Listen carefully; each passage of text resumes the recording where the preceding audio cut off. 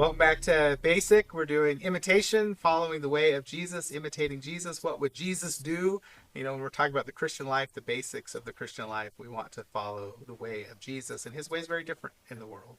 And so we've been going over some of those topics. Today we're going to talk about the way that Jesus showed us to enter pain, that we are called as followers of Jesus not to kind of keep our distance from people in pain or from suffering, but rather to walk towards it. When we, see someone suffering, when we see someone in pain, that to go against our instinct to recoil and instead follow the way of Jesus and to enter into that.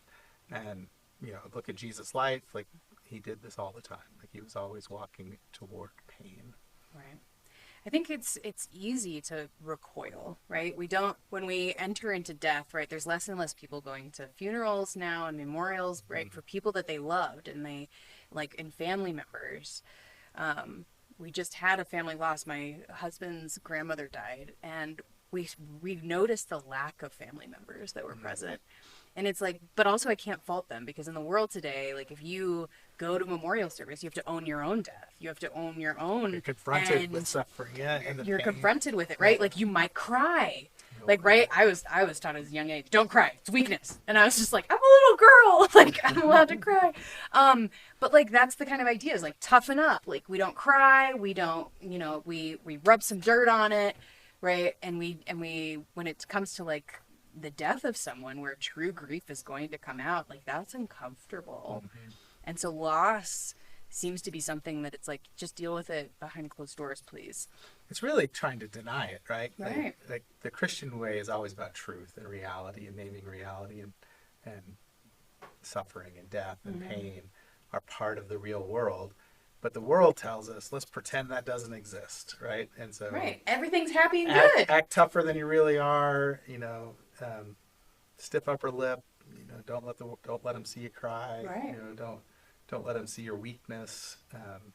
But it's all in the spirit of denial. Of right. Like, I don't want to actually name the truth that there's suffering in this world, there's death, and that if I see someone else suffer and die, like it's likely to come in for me next. Right. And it will.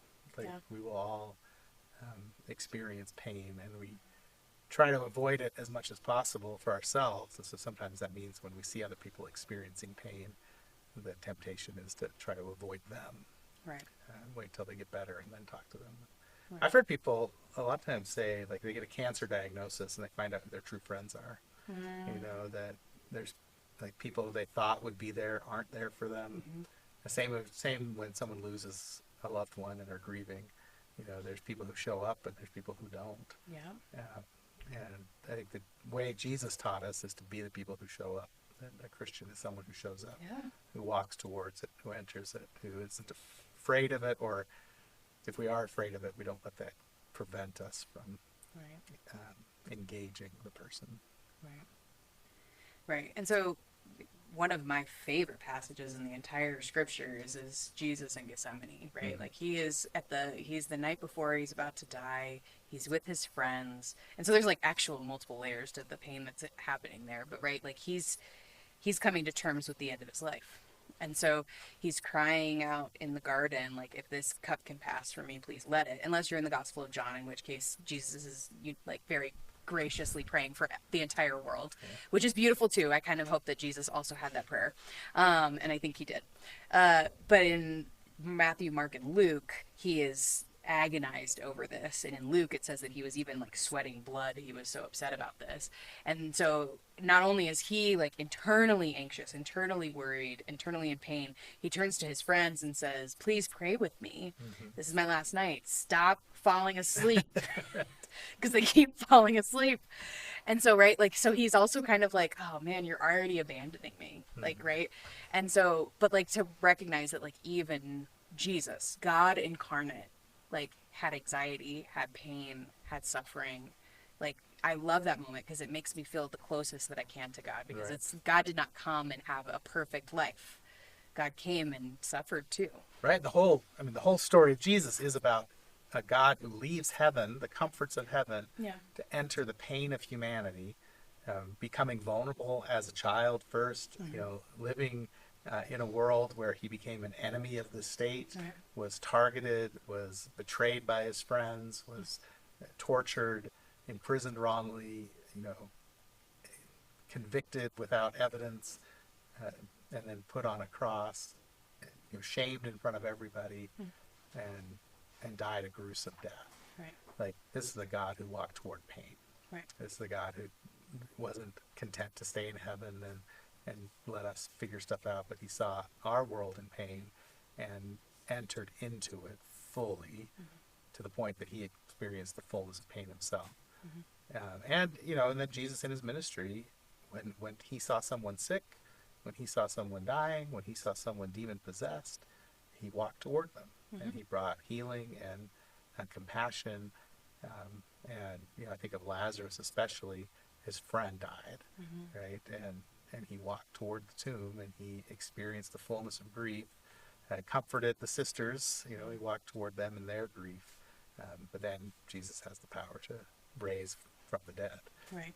And so he walked into death and gave life, which, this is our theology too, is that Jesus did that for us, walked fully into our pain and death on the cross, in the tomb, but then in the resurrection, gave us life and overcame it.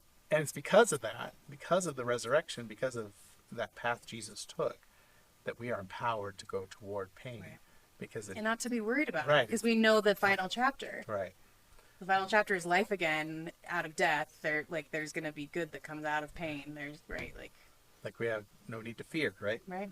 Yeah, I think it's the Pentecost story that, the disciples were hiding in fear because they thought this was going to happen to them. But then Jesus shows up and is like, I've overcome this. And so now they're set free to go out into the world and proclaim the gospel. And so we are set free to, go to hospital beds and talk to the grieving and be with people who've lost loved ones and who are suffering disease or who are imprisoned. Like, we are free to do that because we know the rest of the story. We know that sin, death, the devil doesn't have ultimate power, doesn't have victory. And so to imitate Jesus is to walk toward pain. Right. Yeah. Right. It takes special care though. Pastors are trained how to do this. We have clinical pastoral education where we literally train. Some pastors are trained. In the Lutheran Church, we're pretty proud of our training. So. Right. In the Lutheran Church, we have specific training that you have to do for at least 3 months. You have to intentionally learn how to walk into these spaces. And some of the mess ups are the best stories of this is what we won't do. Right. And I remember one of the ones that was so deep in my mind was I was walking into a room, right? You get a little hospital chart. It tells you some details so that you know what you're going into. And this was a woman that was in her mid 30s and had a full hysterectomy. And I'm like, that can't be a good thing, right? She can't have babies. I walk in, so I'm sure that she's grieving and she's upset. Yeah. I walk in. First off, there's kids running all over the room. This girl has kids. She's fine. And she's just no, my mom died of ovarian cancer. And I feel so much better for this choice. I have my kids. We're done. And I was just I thought I was walking into pain. We're walking into joy. Wonderful. But there's so many other things that you mess up in pastoral education. And so I want to encourage just anyone that's listening to this is it does take messing up sometimes, entering into pain and saying the wrong thing. And we're going to do that. Well, and the thing that we get trained in is how to enter into the other person's story and not our story, right? Is to fully be present with them, which is paying attention to them and what are they experiencing? Are they experiencing pain? Are they experiencing joy? Right. Same circumstance could have caused a lot of grief in somebody absolutely. else, right? And so when you're following the way of Jesus and trying to be with somebody in their pain and suffering, you have to pay attention to them. Yeah. And let them tell you the story. And then make sure you acknowledge it. Yeah. And not diminish it, right? Not dismiss it in some way. Say, it's not that bad. The book of Job is a perfect example of that, right? The book of Job is about this man who loses everything. I mean, he loses his house, he loses his kids, he loses all of his property, his cows, everything. The only thing he gets is his wife, and he loses his health too, right? Like he's covered in boils that hurt and itch, and right, he's just got the worst life. And his friends come, and at first they're doing really well. They just sit shiva with him, like for 7 days. They just don't say anything. They just sit with him, right? Ministry of presence is what we call it. And then they start talking. Right. And probably out of the best intentions, they, well, this is probably why this happened. This is probably why this happened. Are you sure you didn't do something wrong? I'm sure God is so good. God would never punish you for a bad thing. And Job's like, you're not listening to me. I've done nothing wrong. Like, I have done nothing wrong, and I feel slighted by God. Yeah. Let me be mad. Right. And then people are like, no, you cannot be mad at God, right? And so, like, we also have to own that, like, sometimes our own theologies will clash with pain of, like, no, I want you to get to the good part. Like, go jump over the pain to resurrection. Right. Go over Good Friday into Easter Sunday. And so we have to also, like, check our own theology sometimes and be like, that's not what I believe, but if that's how you feel right now, you are valid in those feelings with God. But one of the biggest and maybe overlooked powers that we have is the power of listening. Yes. Like if you learn how to listen to somebody and listen well and listen deeply, you actually have healing power. Yes. And I think people minimize that. Like you can heal somebody by listening to them and naming out loud for them what they are sharing with you. Because we're all doing this all the time, right? Yep. We're just pouring out our pain in our nonverbals, in the little things that we say. And if someone would just catch it, and say it out loud, I think you feel neglected, or I think you feel abandoned, or it sounds like you're saying, you're angry with God, and like you hear your pain in somebody else's words, acknowledged and not diminished. Like it takes away some of the power of that pain over you. It brings healing and relief to it. I think that's why Jesus calls us to enter into the world's pain, because he knows. I mean that's healing. Like it's bringing healing. Like he had the ability to just command a disease to be gone, right, or a demon to be gone. And sometimes we think, well, that's just a miracle. Nobody can do that. But what if we actually can at least alleviate a lot of pain and suffering by entering into it? And I think what we get wrong is we think we have to fix it. Like we have the problem solved, right? And so we want to jump to solutions. Have you tried this? Have you tried that? Like, I like the alternative medicine that people, have you tried elderberry syrup? That fixes everything. Or I think at my big fat Greek wedding where he has Windex. Oh yeah, Windex. Just spray Windex on it. It'll all, we want to jump into solutions. Right. And when we do that. Because it's uncomfortable to be in pain. Right. When we do that, that's when we tell someone we're not listening. Yeah. Or we're afraid of your pain. Like your pain makes me uncomfortable, makes me afraid. I don't want to go there. I'd rather fix it than enter into it. Yeah. And then that actually hurts more for them, right? But if you can listen, acknowledge, just say it out loud, and then sit with them in it, that's the healing part. Paradoxically, it's the healing.